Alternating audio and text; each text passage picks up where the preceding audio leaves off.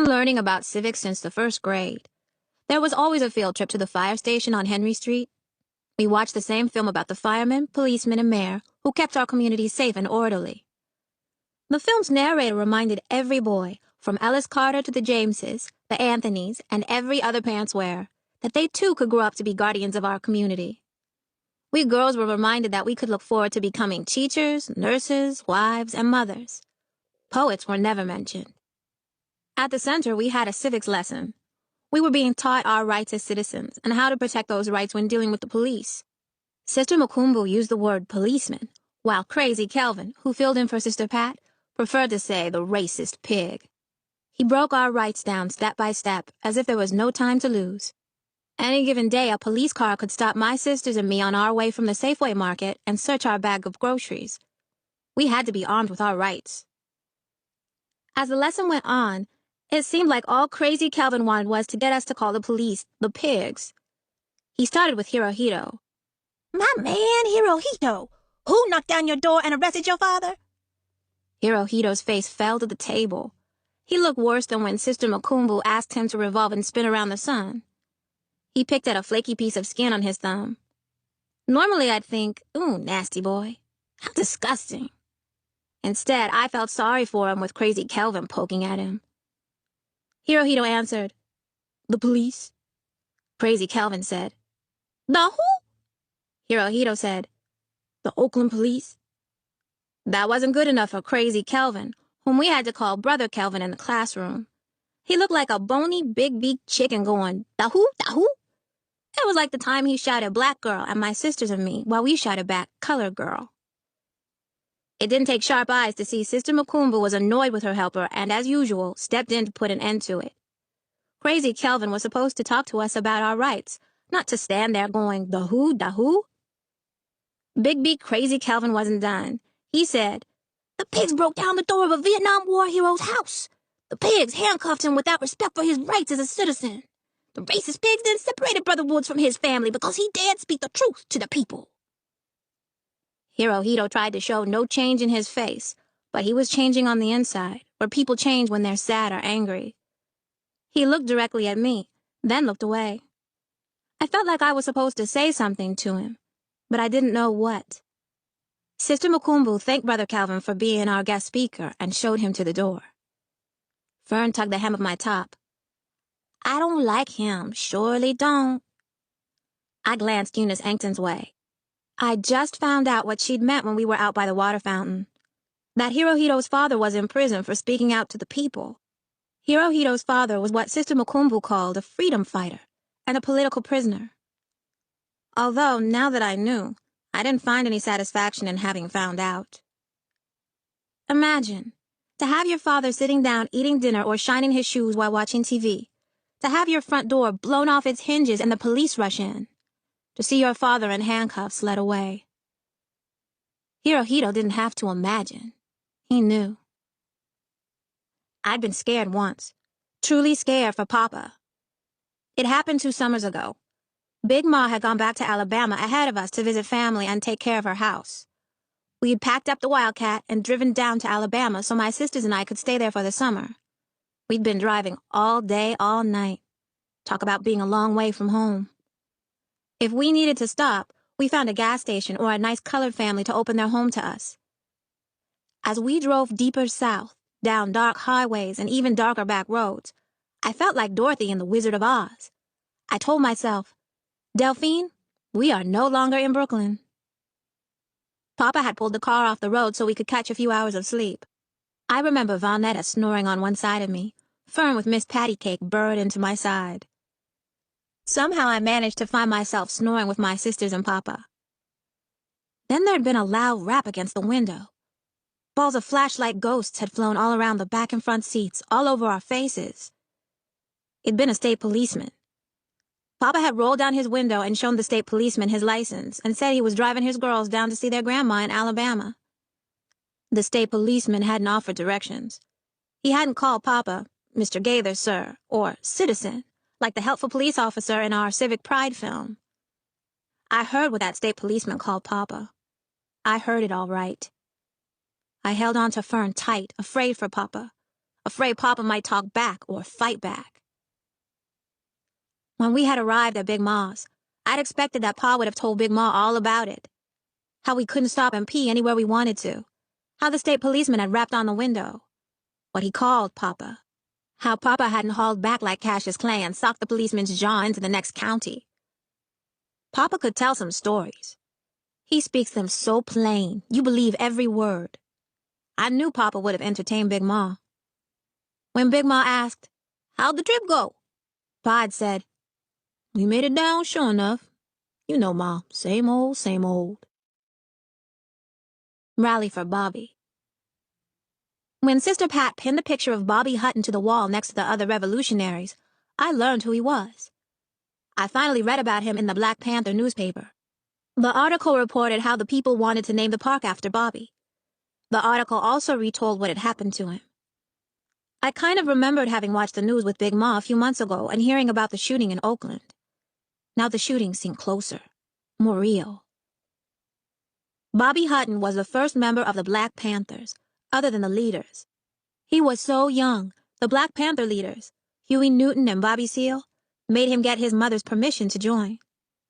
He was also the youngest Black Panther to die for the cause. He was only 6 years older than I was. The newspaper had said how the police ambushed the Black Panthers while they were in a car and how the Panthers fled inside a house for shelter. That there was a shootout. That the police fired at the Panthers and the Panthers fired at the police. That when little Bobby came outside to surrender and took off all his clothes except for his underwear to show he had no gun, they shot him anyway. Over and over and over. That was this past April. 2 days after Reverend King was killed. After reading about Bobby Hutton, I'd begun to look around at the Panthers who helped out at the center. And the young ones on the streets, patrolling or passing by. I had looked real hard at them and had seen that they were teenagers or were a little older, like Sister Pat and Crazy Kelvin. I couldn't stand Crazy Kelvin, never called him Brother Kelvin or went out of my way to speak to him. But I didn't want to see him get shot because he was wearing his Off the Pig t-shirt. Reading that article had made me both angry and afraid. Angry someone as young as Bobby had been killed, and afraid that if he could get shot for being with the Panthers, maybe it was too dangerous for us to be at the Black Panthers summer camp. After all, they weren't teaching us how to deal with the police for nothing. And I was tall for my age. No one would think I was just a girl going on 12. The police who patrolled the center could be chasing someone, burst in, shoot first, and ask questions later. Maybe we didn't have to come to the center to learn our rights and to have breakfast. If Cecile let me cook dinner in her kitchen, she'd let me fry some eggs or pour some cereal in her kitchen too. Being in Cecile's house might have been crazy. Her house might not have been smothered with love.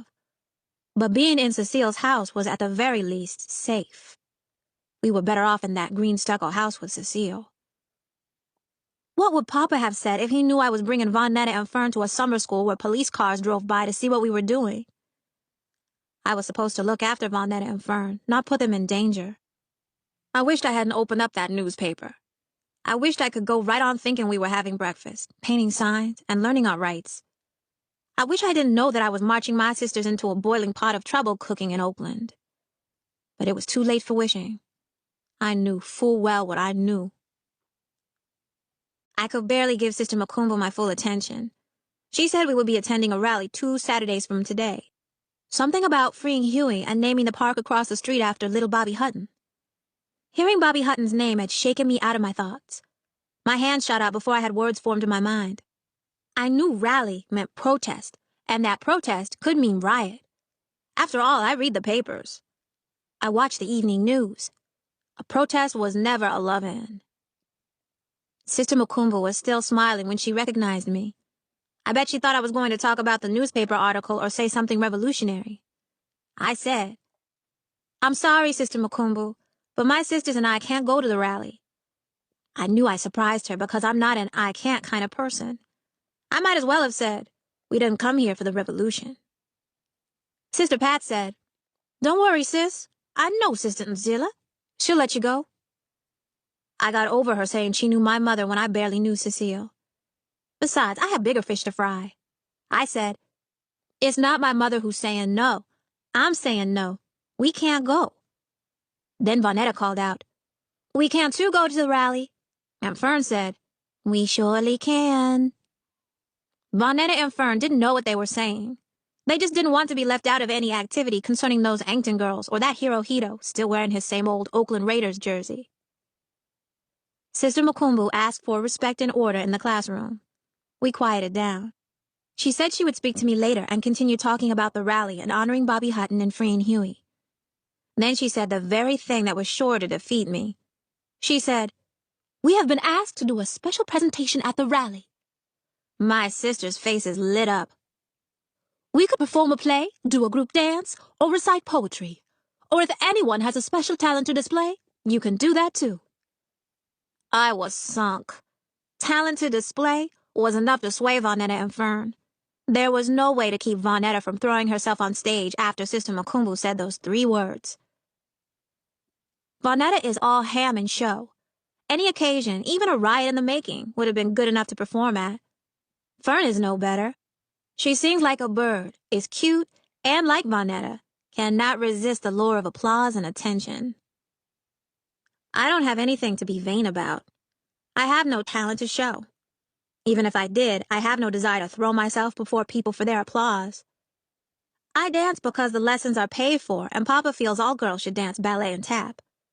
I sing in the children's choir because Big Ma makes sure we motherless girls enjoy all the pitying looks the church can spare, whether we want them or not. Later, during free time, Hirohito and the boys started doing karate and jiu-jitsu moves. The Yankton girls huddled to talk about what they would do for their special talent. From the looks of their gesturing, they would dance an African dance. The other kids just played. I expected Vonetta to run off and join the Yanktons. But Vonetta told Fern and me, "We should sing a song." Fern added, "We should sing a song and do a dance." Before I could say why we shouldn't, they started. "We can wave our arms pretty like the Supremes. And wear our hair like the Supremes. Or wild like Tina Turner. And the Ikettes. Ooh, we can sing our song," Vonetta said. "Yeah, our song," Fern said. I pretended I didn't know which song they meant, but I knew. Just to make sure I knew, Vonetta and Fern sang the first 3 words to Dry Your Eyes on cue. "No," I said. They sang louder. Fern's voice sweet and high, Vonetta's drippy and dramatic. "No," I told them. "We're not singing that." They ignored me and belted out the heartbreaker part where the mother must leave her baby. Then they sang the la-la parts.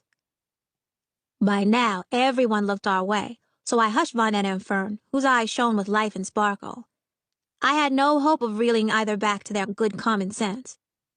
"We are not singing that song," I said plainly. To their why-not pouting faces, I said, "This presentation is for the people, for Bobby Hutton and Huey Newton. It's not for singing about your broken heart to your long-lost mother."